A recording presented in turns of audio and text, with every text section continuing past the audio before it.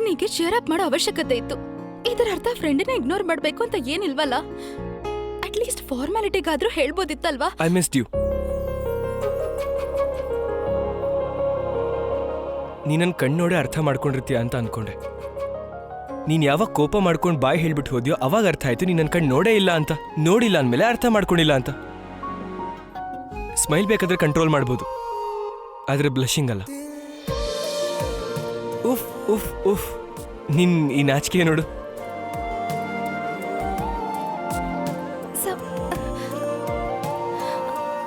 ದಾರಿ ಬಿಡು Samarth.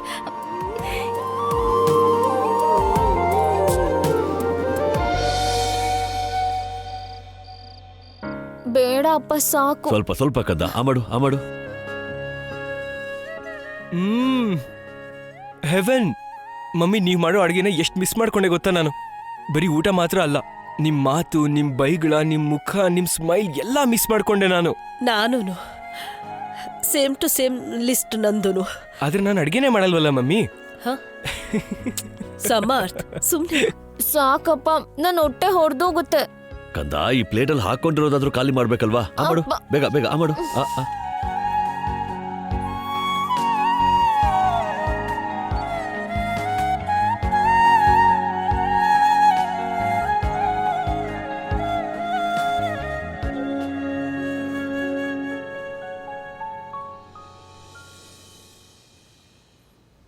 Thank god ಇವಳು ಆರಾಮಾಗಿದ್ದಾಳೆ. ಕೋಲ್ಡ್ ನನಗೆ ಹೇಳಿದ್ರು ಇವತ್ತು ಮನೇಲಿ ಏನಾಯ್ತು ಅಂತ. ಐ ಡೋಂಟ್ ಅಗ್ರಿ ವಿತ್ ಅಜ್ಜಿ.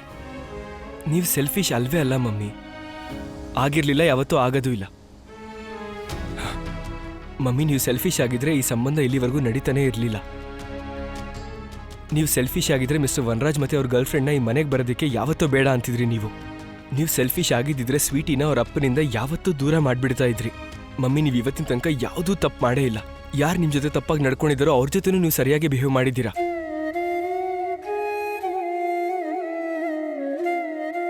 ನೀನ್ ಹೀಗೆಲ್ಲ ಹೇಳ್ತಾ ಇದ್ರೆ ಆಗ ನನ್ ಮೇಲೆ ನನ್ಗೆ ವಿಶ್ವಾಸ ಬರುತ್ತೆ.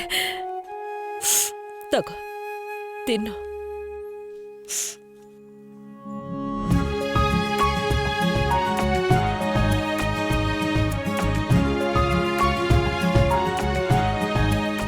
ಓಕೆ ಮಮ್ಮಿ, ನಾನು ಇವಾಗ ಒಂದು ಮಾತು ಹೇಳಲಾ? ಏನು? ಅಯ್ಯೋ, ನೀವೇ ಹೇಳಿದ್ರಿ ತಾನೆ ಮೊದಲು ಊಟ ಆಮೇಲೆ ಮಾತು ಅಂತ.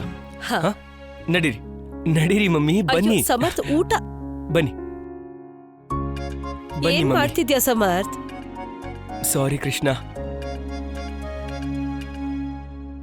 ನನ್ನ ಮೊದಲನೇ ಪ್ರಾಪರ್ ದುಡಿಮೆ.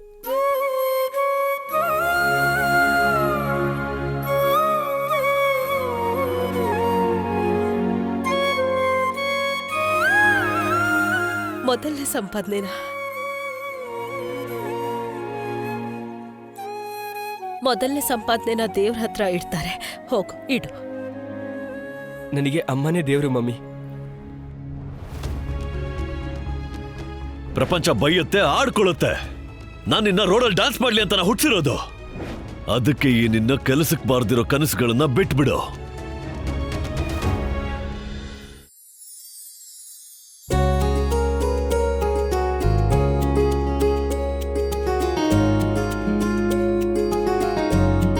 ಮೊದಲನೇ ಸಂಪಾದನೆನ ದೊಡ್ಡವರು ಕೊಡ್ತಾರೆ. ಅಜ್ಜಿ ಕೊಡು, ಹೋಗು. ಬೇಡ,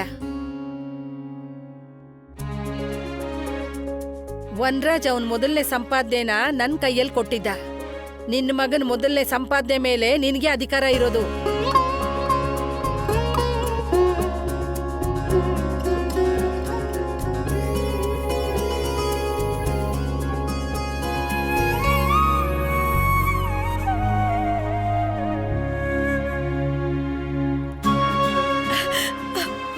ಅತ್ತೆ ಮಾವ ತುಷಾರ್ ಖುಷಿ ನೋಡಿ. ಸಮರ್ಥ್ನ ಮೊದಲನೇ ಸಂಪಾದನೆ, ನನ್ ಮಗನ್ ಮೊದಲನೇ ಸಂಪಾದನೆ. ಚಿಕ್ಕಪ್ಪ ನೋಡಿ, ಸಮರ್ಥ್ನ ಮೊದಲನೇ ಸಂಪಾದನೆ. ಹೇಗನ್ನಿಸ್ತಿದೆ ಅಂದ್ರೆ ಒಂದು ದೀರ್ಘ ಕತ್ತಲಿನ ನಂತರ ಬೆಳಕಾಗಿದೆ ಅನ್ನೋ ಹಾಗೆ. ಪಾವನಿ ಮನೆಗೆ ಬಂದ್ಲು, ಸಮರ್ಥು ವಾಪಸ್ ಬಂದ, ಇಡೀ ಪರಿವಾರ ಒಟ್ಟಿಗೆ ಇದೆ.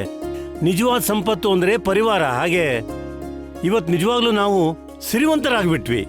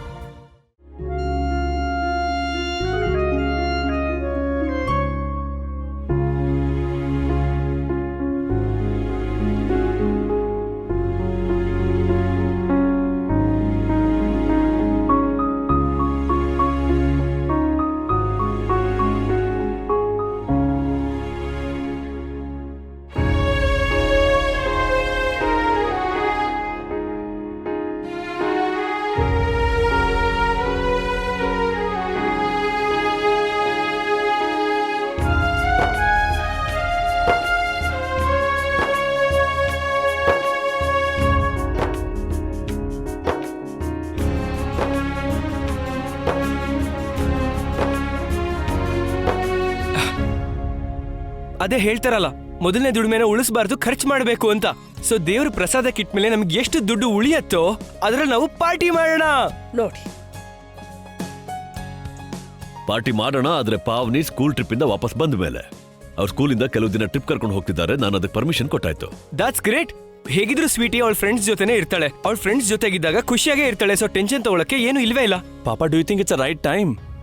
ಈಗಷ್ಟೇ ಪಾವನಿ ಇಷ್ಟೆಲ್ಲ ಮಾಡ್ಕೊಂಡಿದ್ದಾಳೆ, ನಾವು ಅವಳನ್ನ ಒಬ್ಬಳೇ ಕಳ್ಸೋದು ಸರಿನಾ? ಪಾವನಿ ಒಬ್ಳೆ ಹೋಗ್ತಿಲ್ಲ ತುಷಾರ್, ಅಲ್ಲಿ ಬೇರೆ ಸ್ಟೂಡೆಂಟ್ಸ್, ಟೀಚರ್ಸ್, ಸ್ಕೂಲ್ ಸ್ಟಾಫ್ಸ್ ಎಲ್ಲರೂ ಇರ್ತಾರೆ. ಐ ಡೋಂಟ್ ನೋ ಪಾಪ, ನನಗೇನು ಅನಿಸ್ತಿದೆ ಅಂದ್ರೆ ಇಷ್ಟೆಲ್ಲ ಆದ್ಮೇಲೆ ನಾವೆಲ್ಲರೂ ಸ್ವಲ್ಪ ಹುಷಾರಾಗಿರ್ಬೇಕು. ಹುಷಾರಾಗಿರೋದಕ್ಕೂ ಹೆದರ್ಕೊಂಡಿರೋದಕ್ಕೂ ತುಂಬಾ ವ್ಯತ್ಯಾಸ ಇರುತ್ತೆ. ಯಾರು ಹುಷಾರಾಗಿರ್ತಾರೋ ಅವರು ಎರಡೂ ಕಡೆ ನೋಡಿ ಆಮೇಲೆ ರಸ್ತೆ ದಾಟ್ತಾರೆ. ಆದ್ರೆ ಯಾರು ಹೆದರ್ಕೊಂಡಿರ್ತಾರೋ ಅವ್ರಿಗೆ ರಸ್ತೆ ದಾಟಕ್ಕೆ ಆಗಲ್ಲ. ಹಾಗಾಗಿ ನನ್ನ ಮಕ್ಳು ಯಾರು ಹೆದರ್ಕೊಂಡ್ ಬಾಳೋದು ನನ್ಗಿಷ್ಟ ಆಗಲ್ಲ. ಸ್ವೀಟಿ ಈ ಸ್ಕೂಲ್ ಪಿಕ್ನಿಕ್ಗೆ ಖಂಡಿತ ಹೋಗ್ತಾಳೆ.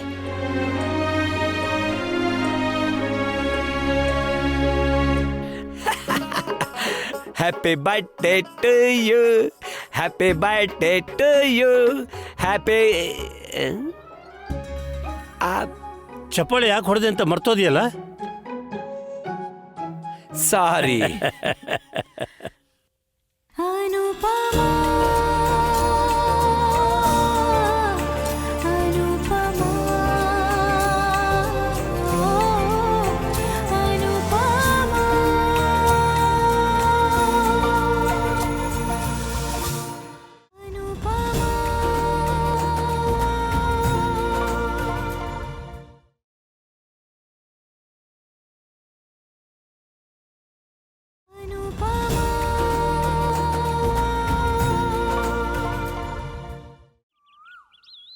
ಪಾವನಿನ ಕಳಿಸ್ಬಿಟ್ವಿ. ತಗೊಂಡ್ ನಿರ್ಧಾರ ಏನೋ ಸರಿಯಾಗೇ ಇತ್ತು, ಆದ್ರೂ ಒಂದ್ಸಲ ಬಸ್ ಹೊರಟಾಗ 1 ಸೆಕೆಂಡ್ ಅವಳನ್ನ ವಾಪಸ್ ಕರ್ಕೊಂಡ್ಬಿಡೋಣ ಅನಿಸ್ತು. ನನ್ಗೂ ಹಾಗೆ ಅನ್ನಿಸ್ತು. ಆದ್ರೆ ಆಮೇಲೆ ಯೋಚಿಸ್ದೆ, ಗೂಡಲ್ಲಿ ಇದ್ಕೊಂಡು ಯಾರು ಹಾರೋದನ್ನ ಕಲಿಯಕ್ಕಾಗಲ್ಲ. ನಮ್ ಭಯಕ್ಕೆ ಮಕ್ಳು ಹಾರೋದನ್ನಂತೂ ನಾವು ತಡಿಯಕ್ಕಾಗಲ್ಲ ಅಲ್ವಾ? You right. ಅದು ಅಲ್ಲದೆ ಡಾಕ್ಟರ್ ಕೂಡ ಹೇಳಿದ್ರಲ್ಲ, ಅವಳು ಹೊರಗಡೆ ಫ್ರೆಂಡ್ಸ್ ಜೊತೆ ಹೋದ್ರೆ ಅವಳಿಗೆ ಒಳ್ಳೇದು ಅಂತ. ಗೋಪಾಲನ್ ದಯಿಂದ ಅವಳು ಹೇಗ್ ನಗ್ನಗ್ತಾ ಹೋಗಿದ್ದಾಳೋ ಹಾಗೆ ಖುಷಿಯಾಗಿ ವಾಪಸ್ ಬರ್ಲಿ. ಬಿಟ್ಟು ಬಂದ್ರ ಪಾವನಿನ? ಹಾತೆ ಅಳ್ತಿರ್ಲಿಲ್ಲ ತಾನೇ? ಅಕ್ಕ, ಜನ ನಿನ್ನ ಹತ್ರ ಬರ್ಬೇಕು ಅಂದ್ರೆ ಅಳ್ತಾರೆ, ದೂರ ಹೋಗ್ಬೇಕು ಅಂದ್ರೆ ಅಲ್ಲ. ಅಮ್ಮ, ಅವಳು ತುಂಬಾ ಖುಷಿಯಾಗಿ ಹೋದ್ಲು. ಸರಿ, ಥ್ಯಾಂಕ್ ಯು. Thank you.